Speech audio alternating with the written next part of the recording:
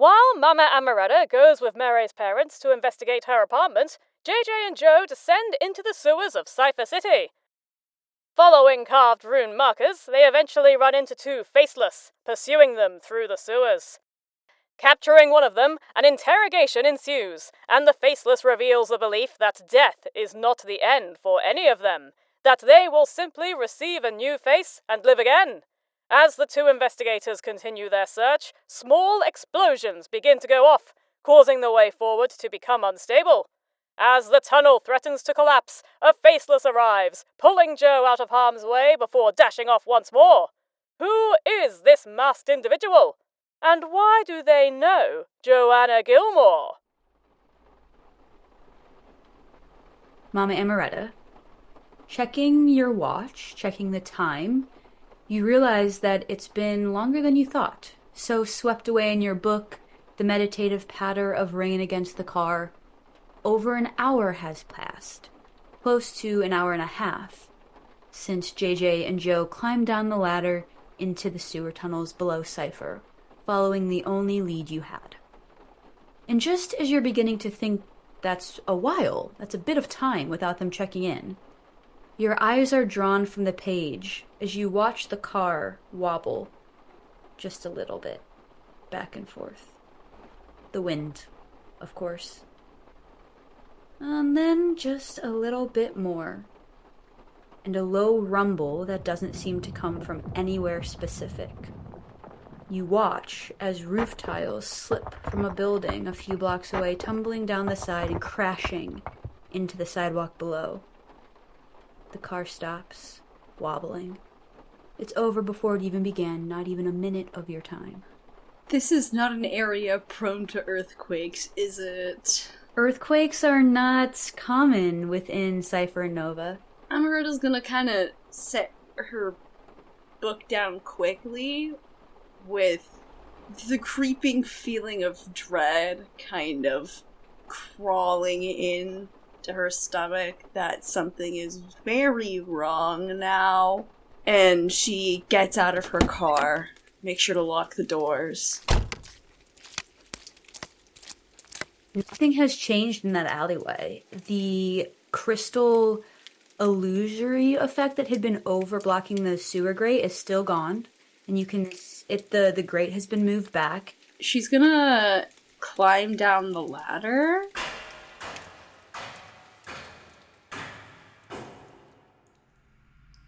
And once she knows her feet are, like, kind of firmly on the ground, she's going to light the match a little bit to try and, like, see a little what's around her. And you reach the bottom and you strike this match, and you can see that the floor is slick. There's puddles in places.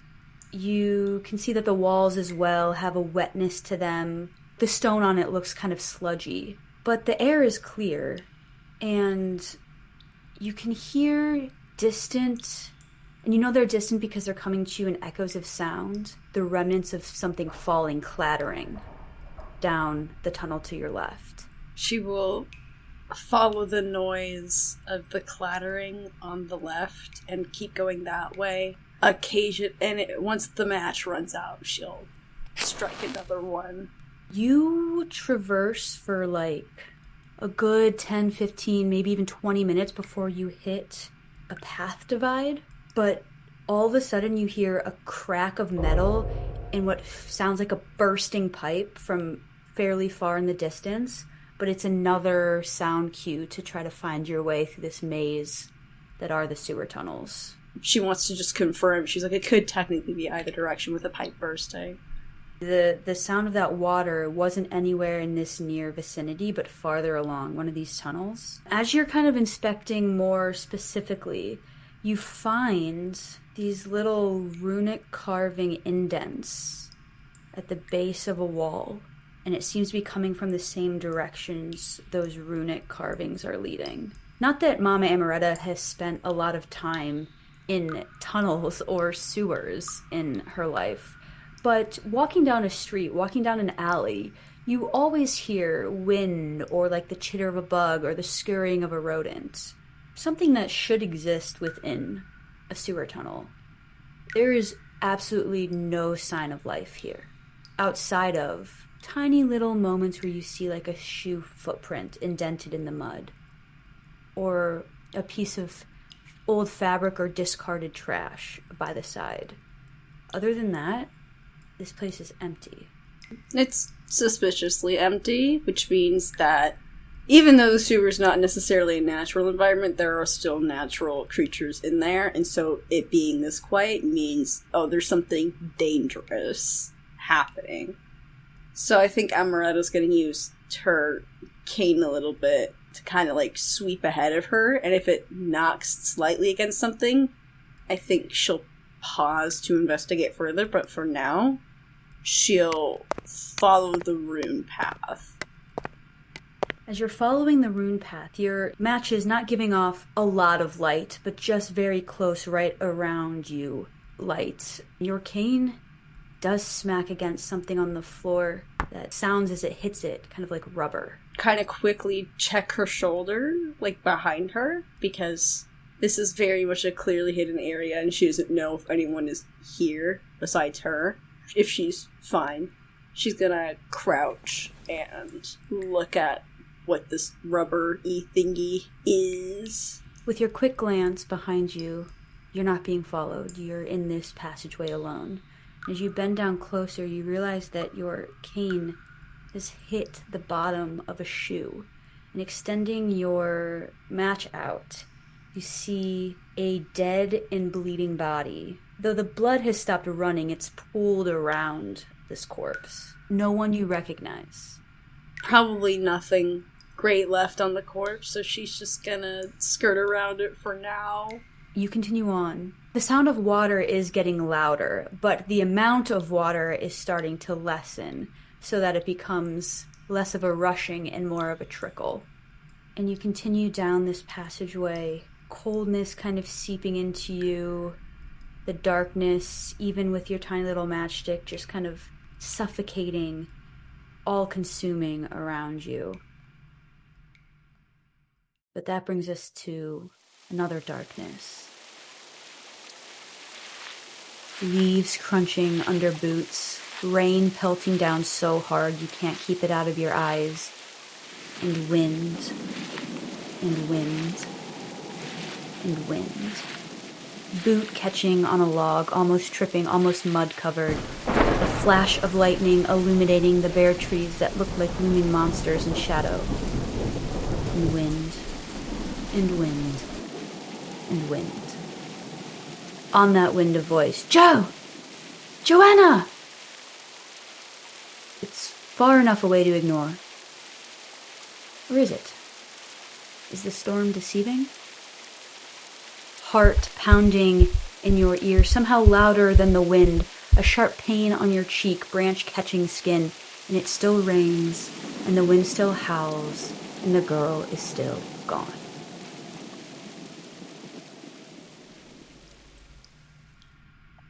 Joanna, you come to, blinking and sore and confused, still dazed, eyes bleary, on the floor of a sewer tunnel, clothes damp and full of debris dust. There's a pain on your forehead. Your hand goes up to it and you wince, fingers coming away, bloodied. JJ? You hear a groaning, another stirring, and you can see by the flickering now of your headlamp that has been damaged in some capacity, a body half buried under rubble as JJ starts to come to. JJ, though. JJ, you are warm. You hear coffee percolating, a bell dinging from a kitchen, the rip of paper, a cash register dinging, a stool scraping across the floor. April and May sit across from you in a booth. April trying to steal chocolate chips out of May's pancakes, and she is not having it. You're not children. You're adults. May is wearing a green and gold paisley vest with a long green skirt, and April is wearing enough patchwork scraps of leather sewn together at odd angles that JJ has somehow become the middle of the fashion range. But May slaps April's hand away. Just because you scarf that down like you didn't have dinner last night doesn't mean you get mine. And April retorts with, just one bite! No, keep your grubby hands off. April kind of throws her fork against the table. The isthmus is your place. It always has been. They're not supposed to be adults. This isn't... JJ will point and be like, oh, May, do you see that? What? And looks towards where you're pointing. And JJ will, like, motion to April to... And April quickly, arm shoots out, grabs a whole pancake off the plate, and sets it on her plate. And May's like, JJ, what are you pointing at? Oh, nothing. I think it went away. Very quickly, May's eyes go down to her plate and looks at April's plate, April is, like, hunched over, just, like, scrambling pancake into her mouth. And she looks over, mouth full, at May and is like, I don't do anything. Man, they brought April a whole nother pancake. Isthmus is really just... There's no place better than Izzy's, you know? I now understand how Mom feels. Can't go anywhere without anybody eating all of your food. Well, that's just like you bringing up Mom and Dad. Perfectly good day. We could just... I'm sorry. I just got lost in it all. We can't talk about. And I think JJ kind of, like, starts grasping at something, a thought, and then it kind of, like, wisps away. And in the moment that she's grasping for it, she, like, smells, like, dankness or something and just kind of shakes her head. Not wanting to lose this nice moment that she's having with her adult sisters, that she's definitely seen as adults. You smell that dankness. And almost as if the scene jumps forward, the track of questioning and chatter not having any connection. April just goes, I don't think it's for me. The whole school thing. I know I got in, and I know it makes them, I'm not going to say who they are, but them, feel good that I'm part of Nova again, but I just don't care. It's boring. And May says, do you want to do secretarial work? Because I believe the last time you came to my office, the look of disgust on your face was not well hidden. That's because it's boring too. Stability. You always wanted an adventure. Me? In school, I mean, you were always starting things we had to get you out of. It's harder now. I want to do cool things, but I don't want to sit there and learn how to do the cool things. I just want to do them. And JJ's almost frozen, trying to remember, as if she's in a play, trying to remember her line, and stuck on the fact that she doesn't have lines. She's just talking to her sisters. And so she just kind of sits dumbfounded and silent, which is not something that JJ is known for. I just think that, like, Onyx would be a better teacher than anybody. Have you tried being a comedian? They're really good at what they do, JJ. What they are good at is not telling other people what they're doing, or really knowing what they're doing before it happens. Well, see, that's the fun part. That's the part that's not boring about it all. The curiosity. You were so curious. You are so curious. And curiosity... And JJ blanches at the words that she knows she said, but is still confused by. Curiosity killed the cat. A voice calling your name. JJ? And you turn to look at it. There's no one there. May, did you see anybody just... As if they haven't even recognized you've asked a question. May says, okay, what are we doing next time? Because I love Izzy's, but I just feel like there are other places in this city that we could frequent. You know, JJ, you mentioned, what's that restaurant that you go to a lot? Oh, yeah. It begins with a C. Camino de Corazon. Yeah. We could go there once. Your name called again, distantly. JJ? And JJ's squinting down at the table, trying not to... We went to the park, and then we were supposed to go to... We don't meet again. Joe, what are you doing in this sewer as you see JJ lying on the ground? I think Joe blinks hard, trying to clear her vision and her head, which really hurts. And when she sees JJ's form she tries to get up, but all of a sudden the ground is like rushing at her, and so she half crawls, half stumbles over to JJ and just starts pulling rocks and debris off of her. You feel a lightening in your limbs sitting in this booth in Izzy's, JJ. She'll look down at her hands. They are full of dirt and muck. Not clean at all. And all of a sudden, there's a shooting pain in your body that snaps you from this reverie. And, Joe, you hear this sharp intake of breath. JJ, can you hear me? Hello? We don't... And JJ's just kind of blinking. We don't see each other. We're not supposed to see... They're not supposed to be... Hey, JJ, open your eyes. She'll open them and they are bloodshot. And you see an uncommon sight, which is tears. JJ, all of this soreness in your body has funneled into your right foot. Or maybe it's funneled into your chest, uncomfortable from the not memory, from the dream of what could have been. But then your foot smarts it again. Ow! Where are you hurting? JJ's gonna lean over away from Joe and throw up. Oh, fuck. God. I'm good. My foot, but I'm ready to rally. Joe glances down at JJ's foot. Is it visibly fucked up? It's not visibly fucked up, but by the amount of pain, something is wrong with it. Does this hurt? And she kind of like gently, but still with pressure, like feels her ankle. JJ, like, starts forward and then, like, swallows. I'm not gonna throw up again. But please don't touch my foot. Right, so that's broken. Okay, I won't. I was just God, I just dug you out from, like, a pile of rocks. And I just got dug out from a pile of rocks. Yeah, sorry. Thank you. Yes, and I think one of those rocks might have... Never mind. So... wait, what? No. Can I scan Joe for injuries? The lantern is broken, the glass shattered, the light out in it, laying on the ground next to JJ, but from the flickering of the headlamp still on Joe's head, you see that part of her forehead is just, like, dripping in blood.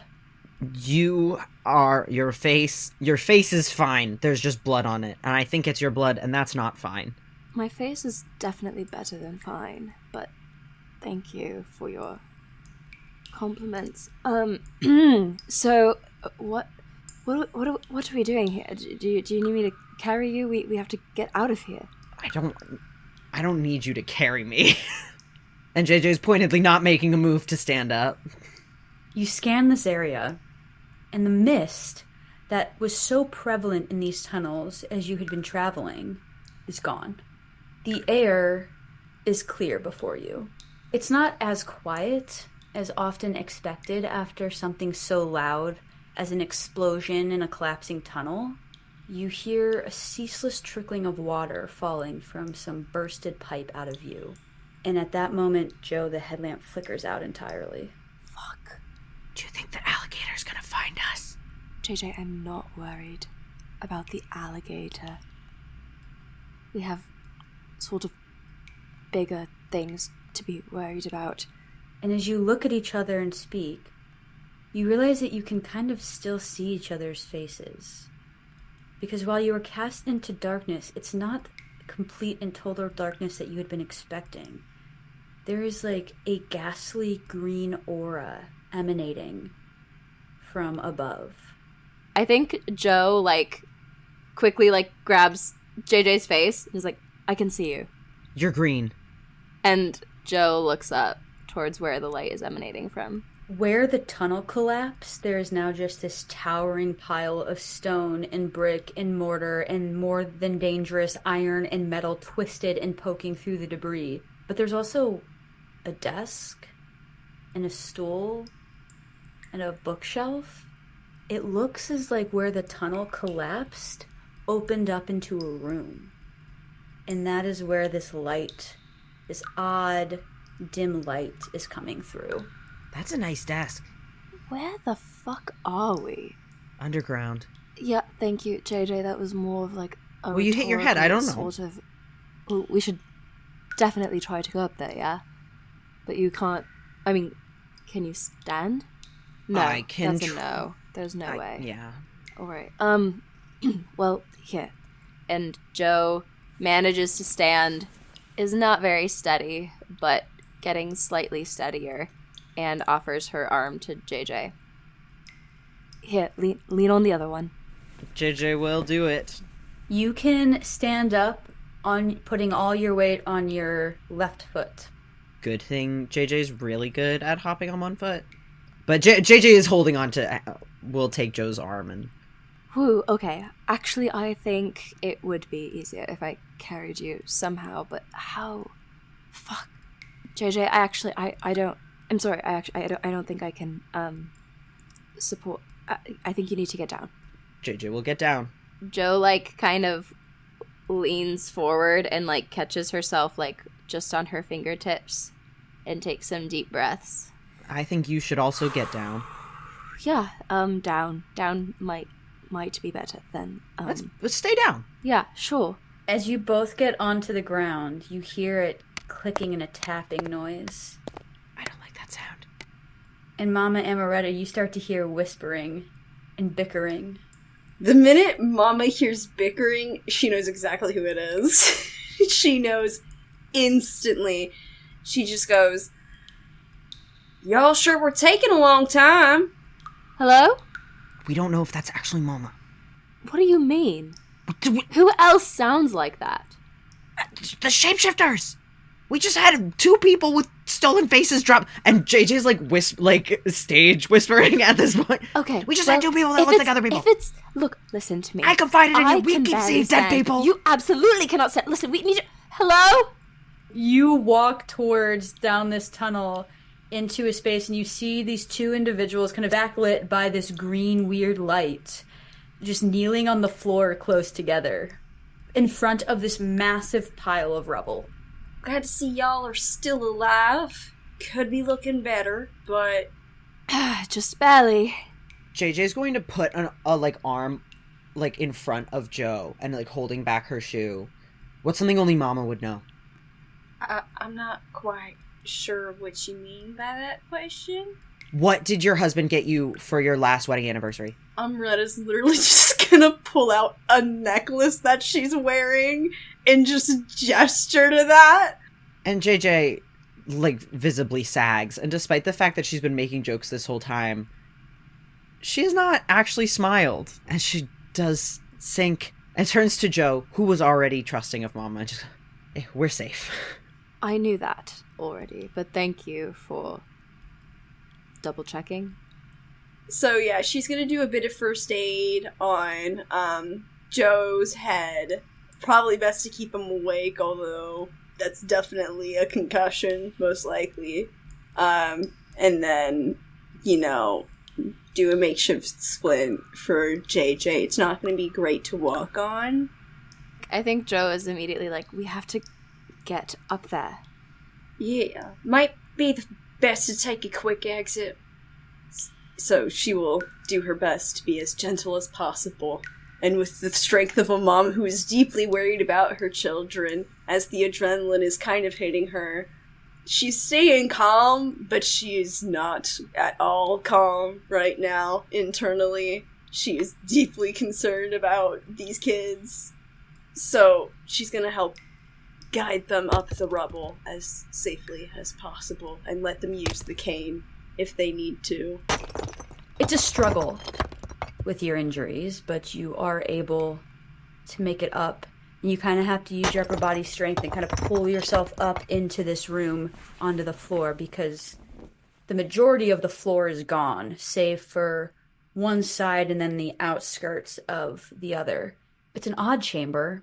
The glow, this green glow, is coming from these bronze tubes on the opposite wall, aside from where you were able to climb up from.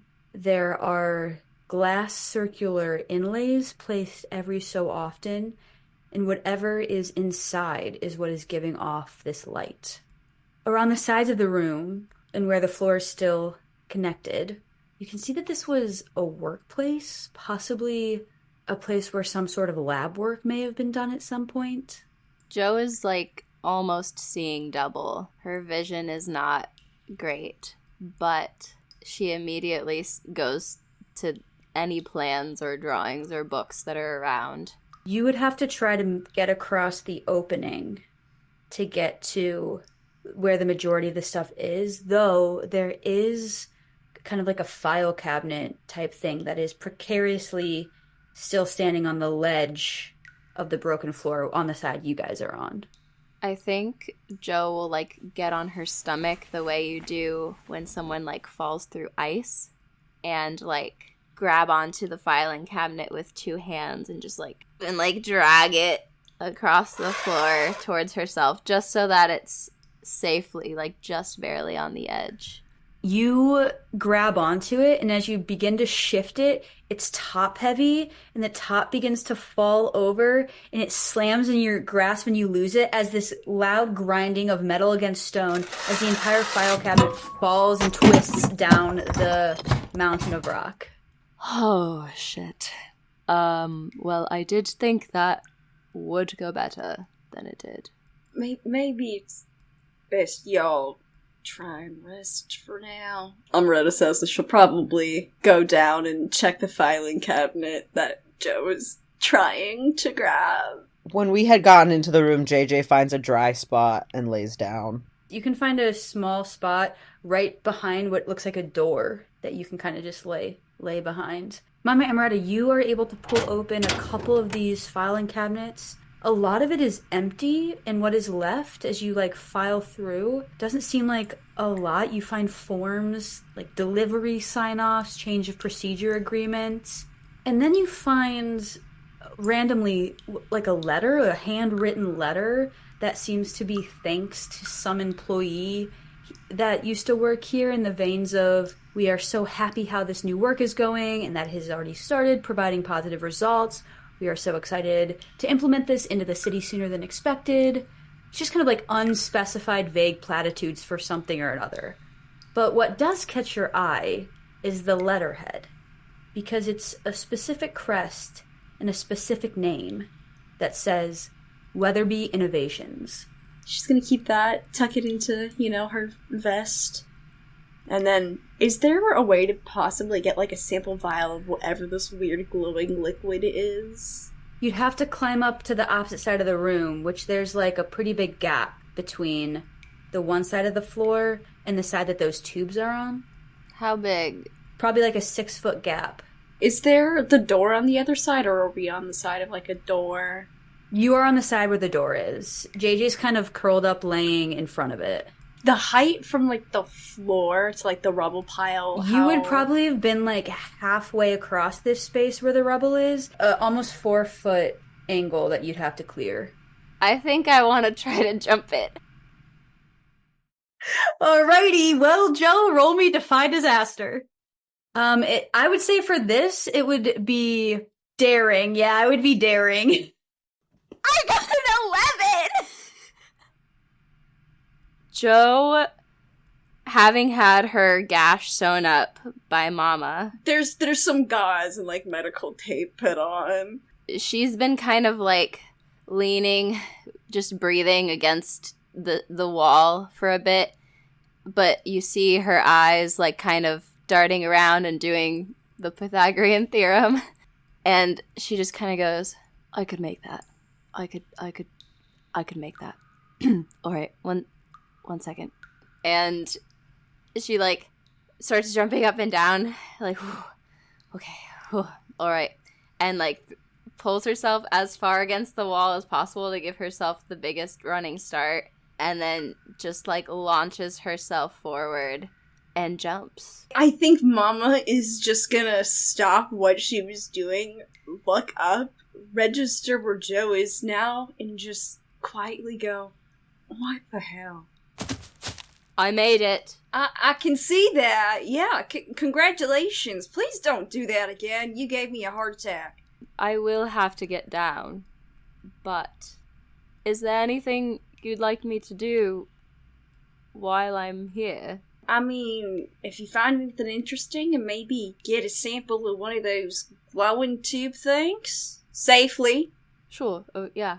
As you look at these tubes, you see that they're a little bit taller than you in height, and they're like connected to the wall. In the top, there's not like any place to like looks to get into it except for the top where you'd have to like unwrench a bunch of bolts and take the domed top off of it. Well, Jo definitely has like a multitude of screwdrivers and things on her person. So she gets her screwdriver and she starts to unscrew this like hatch thing. So you kind of get it. It's a little bit above your head, but you eventually get it. JJ's dazed, half asleep on the floor in the back of this room, bleary-eyed watching Jo go to work. And eventually, though, these are pretty hard to turn. They feel kind of rusted over, like it's been a long time since they've been in active use. And you pull the top off, and you just hear it as you pull it off. Nothing changes in the color or the glowy aspect of it, but as you pull it off, you can kind of see right over the top of it, it's full of liquid, and there are green crystals, almost like lichen attached to the side, like it's grown like coral on the side of this tube. Jo has leather gloves like in her pocket, and she thinks to put them on. She also definitely has like a tube on one of her necklaces that she can put the liquid into. So she gets the sample of the liquid, and then using her gloves as protection, she like grabs onto a small bit of the crystal and tries to like break it off. It kind of breaks like the consistency of coral too. It just snaps as you pull it. And she puts that carefully in her pocket. Does anyone else want any souvenirs while I'm over here? How'd you get up there? None of your business? And JJ will sigh and just, like, thump her head back against the concrete. Amoretta will place her hand behind JJ's head before it fully thumps back against the concrete, because she's already had rubble collapsing on her, and she's trying to keep both of these two awake, because falling asleep with concussions is bad. Jo like has to use kind of all of her strength to like put the hatch back on, and like she tries to like screw it back together the way that she found it. When she kind of like hops down, she staggers a bit. She catches herself as she stumbles on the lab table, and when she looks down at her hands, she sees... You do see corrosive marks and like pencil markings, and you see like a grid on part of the lab table. It looks to be like indented in the lab table is like a gridded outline for measurements. There is under the lab table a ton of glass littered and broken. You don't know if that was there before or from the explosion that just happened, but there's a bookshelf on this side of the room. They're full of binders that when you pull off looked that they were like hastily... Pages and like folders were hastily ripped, and so there's just like remnants of papers hanging off of the 3 rings in it. You find a couple things in here that, swiftly reading through it, not that you know a ton about waterwork, but it looks like they were working on a sanitation system for the city. I think Jo flips through these things, and does anything like strike me as relevant? You see like a name on a bunch of these papers that you sporadically find left over in the binder that says the Clockwork Aqueducts. You see that a lot of the sanitation stuff that you can find are like new supplies, or there's like one page that is kind of a plan thing, and it looks like somebody was designing a sort of like new bracket for connecting 2 pipes together. But nothing that seems relevant to people switching bodies. No, nothing relevant to this cult. necessarily that you have found yourselves to be searching for.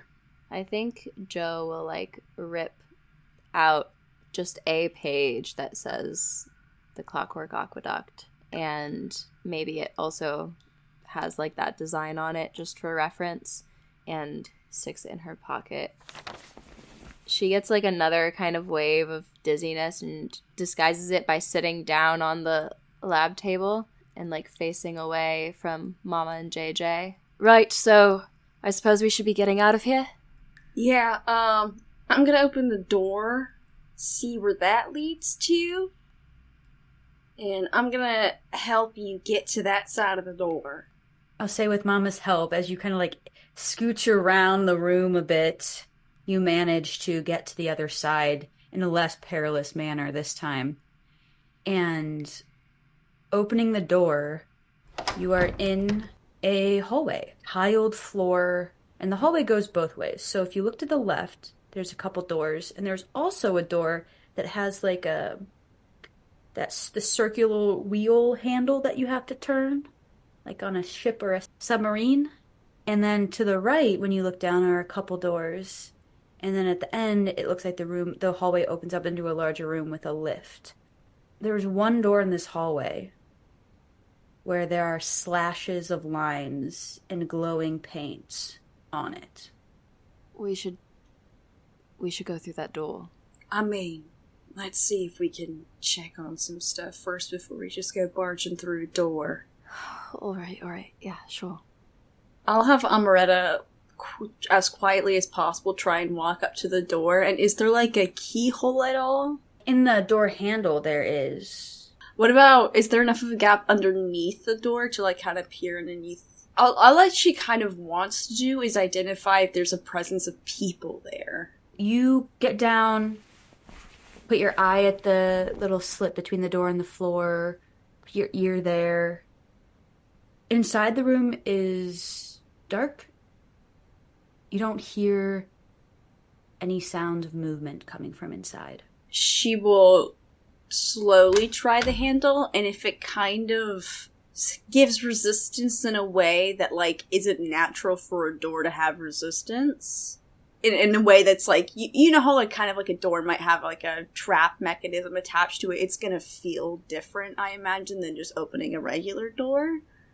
So I imagine she's kind of looking for that sensation, and if that sensation happens, she's gonna stop. You start to twist it. There's no resistance. And you see an empty office. Empty of people. There are things in this office, but empty of people. I think that this sort of like brings Joe back to right before the explosion, which was kind of fuzzy in her brain. JJ, did you call me Joanna? No, that'd be really weird. Is your full name Joanna? Yes, you definitely know that. I introduced myself as Joanna to... Anyway, I have this sort of... Oh, fuck, my head. I've forgotten something. Yeah, you have a concussion. Haven't forgotten that. Promise you. No, I'm just saying that it makes you Never mind. Mama, is there anything that you can see in there useful? Well, it's an empty office space, but if y'all want to check it out, I think we're in the clear. While it's empty of people, it looks like it is currently in use. As in, there is like wet ink on a pen. Like somebody took over this office, how it was left, and put some of their own stuff in it. There is not necessarily a ton of like personal effects per se, but there are things in here being used recently. Is there somewhere that I can sit and look through something? There's like a leather chair behind the desk that looks like the leather has been kind of ripped over time, but you can sit there on the desk. There's a couple bookshelves. There's like a beautiful carpet, like rug on the floor. You sit down on the desk, JJ, and there's a small, like, bound journal on the desk. Inside of it is the code to a runic cipher, along with a bunch of other notes, all in Viola Weatherby's handwriting. How many runic ciphers have you two seen? Well, I have seen a few used in theory, but only this one in practice. Amoretta pulls out her notebook with just all of the ciphers that Jay has drawn on it. JJ's gonna look and then, like, look at the page.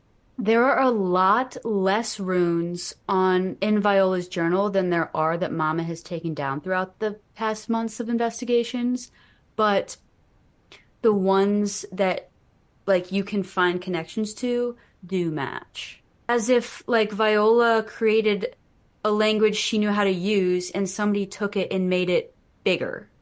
I might have found something. Yeah, you mind if I take a closer look? Be my guest. And JJ's gonna, like, joking, like, pick something up off the desk and be like, I just thought this little paperweight was really shiny. I don't know. Could it be a crystal? Like, trying to add any levity to the situation. The paperweight is not a crystal. Does any of the ink, like in the journal entries, look recent or anything like that? They all look, and they're all in the same handwriting of Viola, but none of them look any more recent than the rest of them. Amoretta will hand that back to JJ after looking over the rest of what's in it quickly. And I guess try and look around this room and see what else there might be for them. You find a map of whatever building you're in that has a ton of marks on it with scribbled writing that are naming things or titling places that weren't titled on the original map. You can figure out, like, the office that you're in. It has the same rune on it that the door to the office had. And you find on the hallway right outside of this room, there was an unmarked, like, red zone on the original map, that in the red zone it now says Gatter Gate entrance. Is that familiar at all to me? Or It doesn't spark any memory. Gatter Gate? Hell is that? I haven't heard of it, but I am starting to get a little anxious. I feel like we've been here too long. Joe, you find something as you go to leave. Hanging up on a hook on the wall near the door is a pair of goggles. They look bronze with, like, a purple lens and a leather strap that would go around your head. You've seen goggles in this style before that are used for, like, working on something, but those hang there. I think that Jo sort of, like, lifts them off the hook with her finger and pulls them just to, like, hang around her neck. You can see on the interior as they hang these purple crystal inlays going down the side of them into the lenses and up and around them. The feeling of, like, use that the room has is, like, starting to kind of, like, cause her more and more anxiety. Right, so are we done? I think I feel really lucky, and I really want to get out of here. Yeah, let's go. Are you taking that map with you? For sure. I assume to the lift we go. Pardon the interruption, but here's another show we think you'd like. Starting April 21st. The heavy smell of dew fills the inside of your nose as you walk through the streets of Doughshire. The road ahead of you is hard to see, partly because of the dense fog and partly because the only light that exists is man-made. A new season from 5GMs in a trench coat. You're dwarfed by skyscrapers surrounded by automobiles and protected by a large spirit-esque bubble. 5GM Season 4, Beyond the Barrier, uses Blades in the Dark by Evil Hat Productions. It is currently the mayoral election season. There are these posters to vote hanging from these buildings and plastered on the walls. 5GM Season 4, Episode 1 will release April 21st. wherever you get your podcasts. You can find the links to this show in the description box below. Amoretta's just gonna give the two of you a nice hug, seeing that you were saved, as she's patiently waiting for the lift, whether or not Joe wants the hug. This does feel a little premature. We're not safe yet. Shh. Alright. Okay, that's gone on long enough. Ow. Actually, that does hurt. Okay, sorry. Wait, what's gonna happen? Why are we hugging? What's going on? You pull the lever, and you hear the clattering of a lift as it moves from floor to floor above you, coming down. And you can kind of hear when it, like, hits a floor and, like, hesitates for a moment before realizing that's not the right floor to go to. And it comes down 2 stories. And you see these, like, beautiful gilded patterned doors that has a small little window through it. And through the window, it's just dark inside. There's obviously electricity to this building, powered somehow since the lift moved. I think Joe, like, kind of takes a step backward and draws her sword and, like, holds it at the ready towards the doors before they open. Splits open like an accordion. There's no one inside. Amoretta will help them both inside and, basically be standing by the door, a little bit guarded once they're secured inside, and once everything closes up, go up. I think JJ, who loves to make things worse, turns to Joe and goes, "Do you think this thing is haunted?" I think Joe has, like, her hand to her head and is, like, leaning against the side of the elevator and is like, "If you keep going, it will be." So inside, there's a lobby. There are 2 floors above it, and there are 2 floors below it. So the lift did come down from the lobby. Joe presses the lobby button. And the lift starts going upward. What if it's haunted by one of the victims of the alligator? Oh my god, what if it's haunted by the alligator? JJ, get your shit together. Shit, together. It's going up. It's going past the floor above you. And you see through the hole a hallway.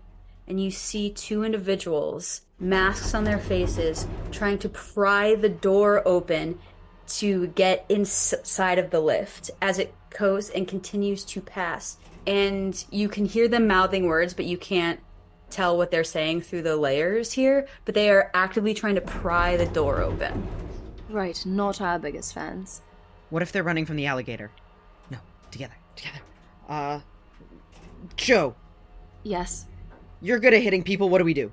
We go past them, right? In the elevator. They're not a problem for now. Alright, just everyone get behind me. Oh, absolutely not. Y'all are getting behind me. You are in no shape to fight Joe. I don't think I'm ever in shape to fight Joe. You're right about that. Mama, I'm fine. I feel better already. How many fingers am I holding up? Just look Joe dead in the eyes. That's a trick question. See, I don't like that answer, and that answer is not enough to reassure me, so you're gonna get behind me, and that's not an argument, I'm telling you.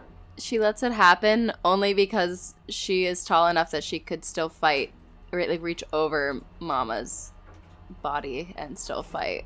Mama can accept that. She just don't be a frontliner right now, is what Mama is basically asking. JJ will also go behind Mama and then lean over to Joe and go, "It was 4. The lift stops, and the doors open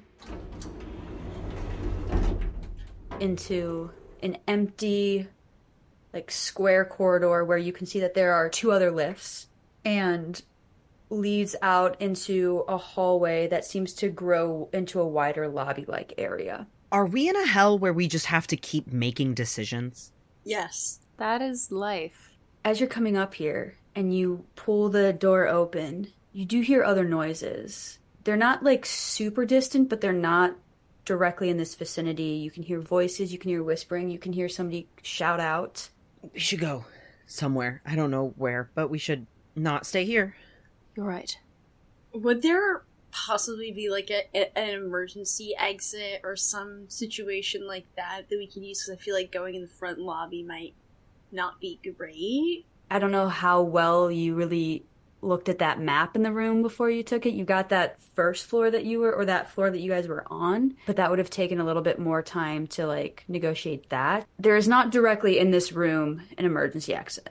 Amoretta's gonna look at them and just say, do you think we should risk it and see if there's an exit on this floor? I don't necessarily like all those voices, but...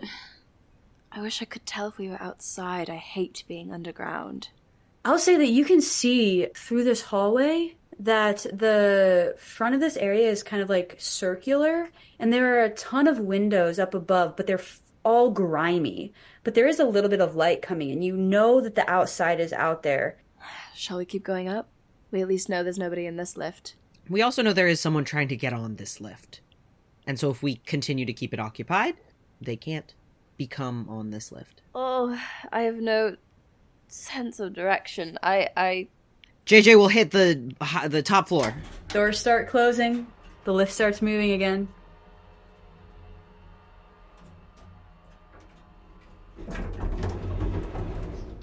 The lift stops, and through this window in the door, you see that across from you is just a wall. And as the doors open, you're in a hallway, and you can hear voices. And they're still a little bit hard to hear, but they're easier, and they're whispering. And one of them says, "We need to get her out of here. Yeah, that's where they're coming. Go, go, go, go, go." I think the kid's here. We are also going. You run forward to where those voices are coming from. You can kind of see as you're going that there's just a bunch of offices and like conference rooms on this floor, and you can hear footsteps, and you can tell that they can hear footsteps running because theirs start to gain speed, and you guys match pace. And you come around a corner and you see a body slung over somebody's shoulder and another individual running. And as that individual turns around, you all see familiar features because you see somebody who has a familial resemblance to JJ. In JJ, you see April. And she stops and she looks at this other individual and she says, "Go." And she turns towards you, and she whips out this pretty long sword that has a pommel that is just full of crystals, and it lights up with electricity. You guys are probably like 40 feet from each other in this hallway, and the other person is still running. JJ says out loud, kind of just to the hallway. Not clear who exactly. Please don't kill her. I am hoping to kind of like keep the skirmish to a minimum so that I can chase after the person that's running with the other person. Amoretta's just gonna dash past and go for the hostage and completely ignore the sword fight and just being like, I have my eyes on the target. Let's have Joe roll a fight.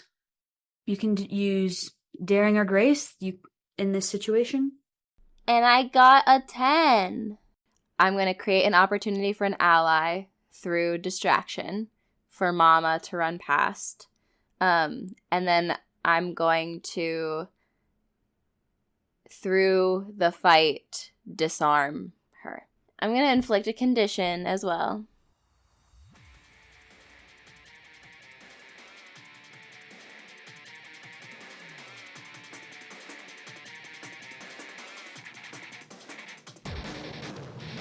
So Joe runs up. She's ready with her sword. As she sees you running towards her, she readies for a strike. You calculate it. She's too slow in the prep time for this. And you're able to just flick your sword up underneath it and wrench it from her grip as Mama dashes past you on the other side. And I think you're able to bring your sword back around and kind of like shove her up against the wall and hold it to her. And you just see her face screwed up with anger and fury. Well, you look familiar. You don't. JJ? JJ's at the end of the hallway, just kind of staring. Why are you with them? Your sibling, they're 1,000 times better than you ever will be. She spits down on the ground next to you, and you hear a click. Her hand is in her pocket, and you watch as every single light in this hallway flashes on and shoots outward, and you all are like shocked and blinded by white light for a minute. As like a flashbang kind of sets off in this hallway, just breaking, shattering glass raining down on top of you. I think that instinctually, instead of like jumping away from her, I like almost like push her more like deeply into the wall, and like with one hand that has like the sword, and then with my other arm I like cover my head. JJ's gonna start running forward just to like buy time to think of what to do when she gets there. Mama, you are following this other individual. They are starting down this massive 2-story like staircase that kind of curves around the interior of this building. You can see the windows from up here. You can see what must have been the room you guys would have come out into as they start winding their way down these, huffing, puffing body kind of flopping as they go down. Is there a possibility with the way the staircase is set up that Amoretta could like leap over it a bit and like skip some steps, like kind of drop in front of this person? I will have to ask you to roll Defy Disaster because they're not like a tight spiral, but there's a possibility it could Can work. I roll Grace for that? Yeah, I would say you can roll Grace for that. Ooh, that's an 11. Amoretta is running down the hallway. That flashbang kind of almost backlights her instead as that person's running down the stairs and she is throwing up in the door, going after them. She sees them running down a few flights of steps. She chases after, knowing that even with them holding the body, they're still running pretty fast, and she goes, I need to find the right opening. So as she's running, she kind of spots the best opening she can, grabs onto the railing, and just swings her legs over gracefully, leaping down a whole flight of steps, essentially, to land in front of this person, like smack dab at like the widest part of like the corner of the stairs. And so she just lands right in front of them. This individual like stumbles to a stop, slaps her cane down, and says, now where do you think you're going with that, young lady? taking her to safety is what I'm doing. And Amaretta's just gonna give him a look that basically says, really? Safest place she's gonna be. Yeah, away from you, away from anybody trying to take her away from this. This is where she belongs. She belongs with her parents. She doesn't want that. Did you ask her? Not personally. Well then, how the hell do you know what she wants? I'm told what to do. Oh, so you're just doing what you're told, assuming that this is what someone else wants, presuming on their life? Where are your parents? Do they know where you are? Doesn't matter. I chose this life. You chose this life, okay. Do they know? Are they worried about you? Have they heard from you? Do you got family out there? Siblings? Friends? This is my family now. This is your family now, and how well have they been treating you? Got a roof over my head, got food, and I've got a purpose. That's not family. It's better than any I've ever had. I'm sorry that you've lived such a life that, you feel that family's just roof over your head and the food in your mouth. It's more than that. It's people that care about you. It's people that miss you. Roll me emotional support. So either way, that is a 10. I did make this choice. And everybody here was given the chance to make this choice. And I guess, and he pulls her kind of off and cradles this girl in their arms and says, I guess this proves she hasn't been given much of one. Because this girl is just unconscious, limp in their arms. Amoretta will kind of silently hold her arms out, almost as in a quiet gesture to be like, you can hand her to me. But also, if they do so willingly, Amoretta will be nice enough to pull them into a gentle side hug where there's no opportunity to stab her in the back. They actually kind of help you down the rest of the stairwell, until you're on the floor, and then they kind of fully pass the girl into your arms. I don't doubt that she would make the choice if she had the chance. I believe that. But she should have the chance. Yeah, she's an adult. You're an adult. Y'all have made your own decisions, and Well, if she does, and she comes back, you better not follow her again. I'm mostly just looking out for her parents there, or worried sick about her. They kind of step away from you, and they hold their arms away from their sides, and then they go, "Could you just stab me, though? Because if I come back fine and without her, I'm gonna get in a lot of trouble." You know, I'm not gonna stab you because that can actually, seriously hurt you, but I can do a little slice and, maybe a sucker punch or something. Yeah, just make it look like I got in a tussle. Yeah, of course, Thanks. of course. Hold on. And Amoretta's actually gonna pull out her makeup bag, and she just goes, I mean, that might take a bit too long, actually, but... Yeah, no, it's gotta be real. It's gotta be real. I'm so sorry about this, by the way. Thank you so much. I feel really bad. Amoretta is going to sucker punch this motherfucker. With all the strength of a mom behind it, just absolutely decks this individual. Head flies to the side. Oh, fuck. Alright, that'll leave a mark. That'll leave a mark, definitely. And, maybe stop by your parents' house at some point and just see how they're doing. You don't need to interact, but just see how they're doing. If I'm allowed, get out of here fast. And they dart down the hallway back towards the lift. JJ, you're running towards where Joe has your sister slammed up against the wall with a sword to her throat, which in any other situation might be fun for Joe, is currently the opposite. And you're still kind of blinking from the flashbangs. So JJ's hobbling, half supported by the wall. Don't kill her. Either of you, don't kill. And JJ's gonna try to, almost physically get in between them. I'd say you manage it, shoving your way between Joe and your sister. Stop. I wasn't going to kill her. JJ's going to push April against the wall, hoping to rely on April not thinking this is about to happen. I have to ask you to roll another fight since it's a different person. That is a 6 plus a 3 plus a 1. 10.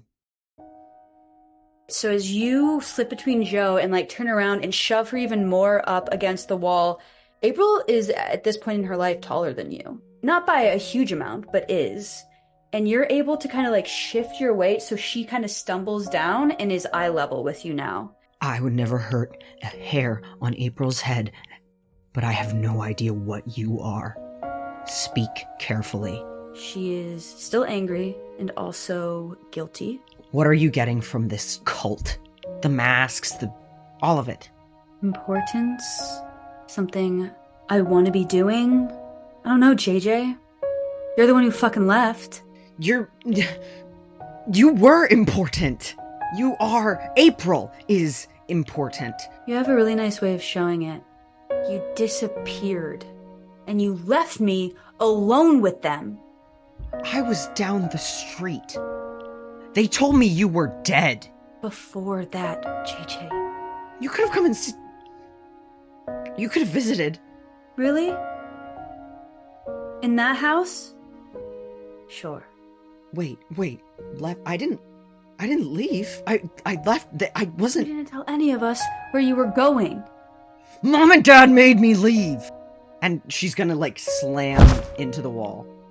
I would have gone with you, but you didn't even ask. What are you most afraid of right now? And you see a flash behind her eyes that makes it clear that this is your sister.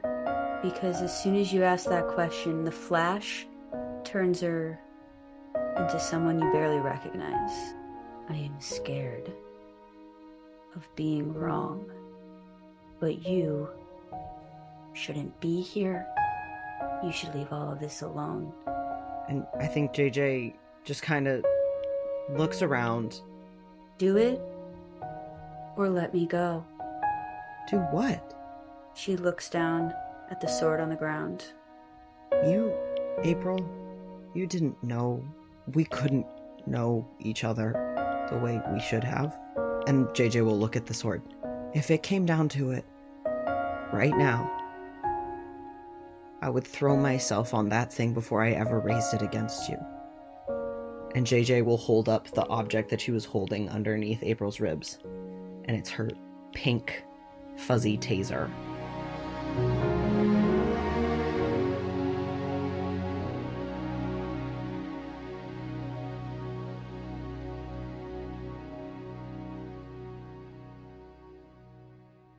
I wish I could say the same.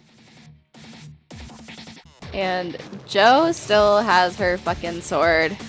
She kind of like points it in April's direction. Don't worry, I also wouldn't. Starts clapping so sarcastically. Something has shifted in her presentation to you. Something has given her more confidence than what she had when you first originally disarmed her and she was just angry. Well, glad to know you're so much better than me. If that's what keeps you going. What do you want? To be left alone. Not if you're gonna drag other people into it. Can I try to incapacitate April? There is a reactive move here called Stagger. Do you think that would be applicable to JJ when April pretty much said that they wouldn't hesitate to kill you? Would you say that was a pretty staggering blow? I think JJ knew that. So yes, but not in a surprise, like just in a like, it's been said out loud, so emotionally. Because you have one condition right now, and from 0 to 3 conditions, there are a bunch of options, but I think possibly the best one to choose in this situation is you grin and bear the blow and mark 2 more conditions. You've already frightened currently, you haven't gotten rid of that yet, so maybe hopeless and insecure, or hopeless and guilty? I think hopeless and guilty, yes. How would you like to incapacitate her? Tase her? You'll roll with daring. It would be 7. JJ, you move so quickly and slide the taser right up under her rib cage. And you hold it there for a little bit longer than you know is safe. And you watch her eyes roll back and her fall unconscious. And you pull it away and she slumps onto the ground. Can I try to like catch her and then I put weight on her foot and like we fall down together? JJ turns to Jo and her eyes are just like all the way open. And JJ has big eyes, but you're used to like seeing them like behind a smile where they're like half closed. Her eyes are scary. I didn't know what I didn't mean. It's all right. It's all right. I think we need to get her out. Oh my of here. God, is she? And she'll like check for the pulse. It's faint, but it's there. I could have. Oh my God. But you didn't. It's all right. All right. We Where's Mama? Oh my God, where's Mama? JJ, let her go. I've got her. And Jo will like stoop down and pick up April and throw her over her shoulder. Jo picks up April and with JJ limping after, slowly makes their way to the stairwell. And you can kind of see over one of the sides Mama Amoretta at the bottom holding an individual, and you see somebody else run off down the hallway. Oh, for God's sake. Do we all need hostages as souvenirs, or can we just get out of here? I mean, I prefer to leave, yeah. Yeah, all right. Let's do that. So you make your way down the stairs and across the front of this lobby to these large double doors. You push them open and you find yourself in a gated lot that looks, as you look down, seems to take up like a whole city block. And behind you, you see just these multitude of connected buildings, some of them with like domed tops, some like almost looking kind of like tower-like. You see that the tile on the roof at one point might have been a beautiful green, but has dulled and chipped over many years and is now broken and gray. But directly across from you, from the entrance to this building, there are these massive metal doors. And above it, like a wrought iron curved arch that has lettering in it that backwards from where you're looking says the Clockwork Aqueducts. And there's a smaller human-sized door next to the large metal doors that looked like maybe cars would drive through them at one point. Joe, like, shifts April's weight better onto her body, which is rapidly failing. And she says, right, let's go. The locks and the chains that are around this are rusted through by many years of rain and neglect, and you're just easily able to like throw them down and open the door, and you come out onto a fairly deserted street. Mommy, you see that while where you had originally gotten out of your car, there had just been like one roof that Talus had fallen off of. There's a bit more destruction around here, closer to the actual explosion sites. And looking around, you don't really think this is a part of Cypher any of you have frequented, if you've been there at all. Based on where we are in Cypher, how close would you say we are to where we originally, we first found the tunnels? I would say that you can kind of see some rooftops of notes that you kind of can use as a map to guide yourself. You can see where the bridge is located and like how that lays, so you can kind of get your idea of direction. I'd say a 10-minute drive, maybe a little bit more, so it'd be a bit of a longer walk. We don't exactly have a choice. So you begin down the street. Mama Amoretta holding, who now looking at her face, must be Murray, and JJ can recognize as an older version of your younger sister's friend.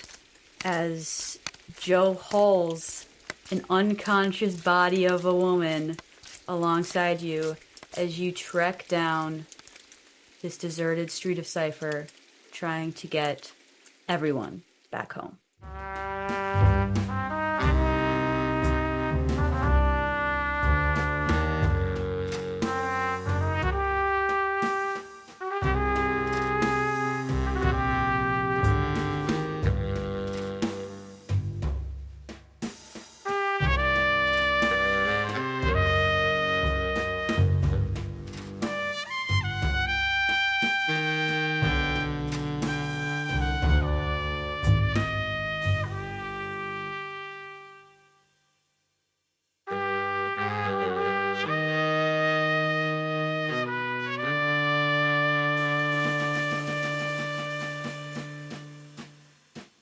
This series stars Kenzie Tartaglione as the Game Master, Atlas Matthews as JJ August, Danielle Halen as Mama Amoretta, and April Consolo as Joanna Gilmore, with Michelle Kelly performing our episode recaps. You can help us out by listening and sharing, rating and reviewing, or coming over to our Discord. Also, you can join our Patreon to get access to our episode talkbacks and more. Thanks for listening.